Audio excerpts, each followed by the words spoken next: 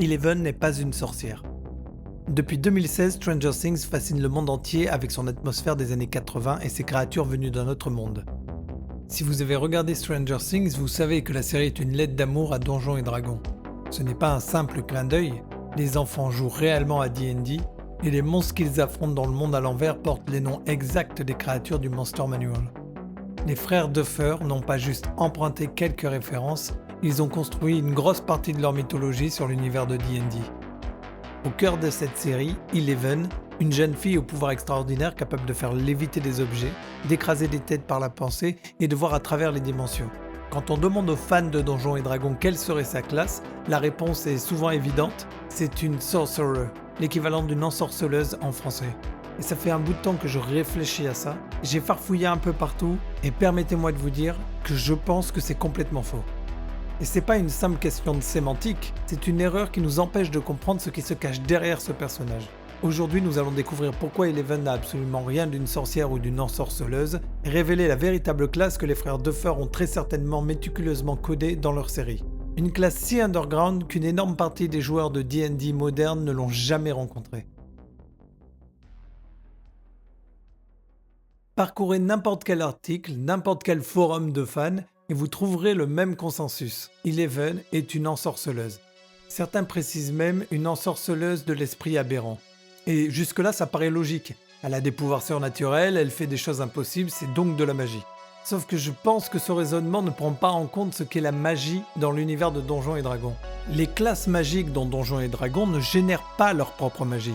Ils la puisent, ils la canalisent, ils peuvent manipuler des forces qui existent dans le monde autour d'eux, que ce soit la toile, cette trame invisible d'énergie magique qui imprègne le multivers, ou une lignée surnaturelle héritée d'un dragon ou d'un démon, la source est toujours externe au lanceur de sorts. C'est comme brancher une prise dans une centrale électrique, vous n'êtes pas la source d'électricité, vous êtes juste le conducteur. Eleven, elle, quand on l'observe, donne l'impression que son pouvoir vient de son esprit. Point. Il n'y a pas de source cosmique, il n'y a pas de lignée magique, pas de pacte avec une entité supérieure. Juste sa volonté pure et brute. Mais allons plus loin. Si vous avez déjà joué à Donjons et Dragons, vous connaissez ces 3 lettres mystérieuses qui apparaissent dans les descriptions de chaque sort. VSM. V pour verbal, S pour somatique, M pour matériel. Prenons des exemples concrets. Le sort télékinésie, celui qui permet de faire léviter des objets à distance, nécessite des paroles magiques et des gestes de la main. Un autre sort comme détection de la pensée par exemple demande une pièce de cuivre. Sans ces composantes il n'y a pas de magie et un sorcier attaché ne peut plus faire de gestes. Un sorcier bâillonné ne peut plus prononcer d'incantations. Un sorcier enfermé dans une cellule à qui on a enlevé toutes ses possessions et qui se retrouve du coup sans composants matériels devient totalement impuissant. Maintenant rejouons quelques scènes de Stranger Things. Dans la saison 1 épisode 1, Eleven est poursuivie par les agents du laboratoire. Elle se concentre, il n'y a pas de paroles, pas de gestes élaborés, pas d'objets mystiques. Elle regarde le van qui fonce sur elle et le véhicule part dans les airs. Le démon Gorgon surgit, Eleven lève la tête vers lui, il n'y a toujours pas un mot, juste ce regard intense, un saignement de nez qui commence et la créature se désintègre littéralement sous la pression mentale. Dans la saison 4, alors qu'elle est maintenue au sol par 4 gardes, elle arrive à se libérer en utilisant ses pouvoirs. Et c'est là que moi je vois un problème. Si Eleven est une ensorceleuse, ces scènes sont alors impossibles. Elle aurait besoin de ses mains libres, de pouvoir parler, d'avoir des composants sur elle, mais elle n'a besoin de rien de tout ça, juste de sa concentration. Ce n'est donc pas de la magie, c'est autre chose. Une autre différence majeure, c'est le système de ressources. Dans Donjons et Dragons, les ensorceleurs fonctionnent avec un nombre fixe de sorts par jour.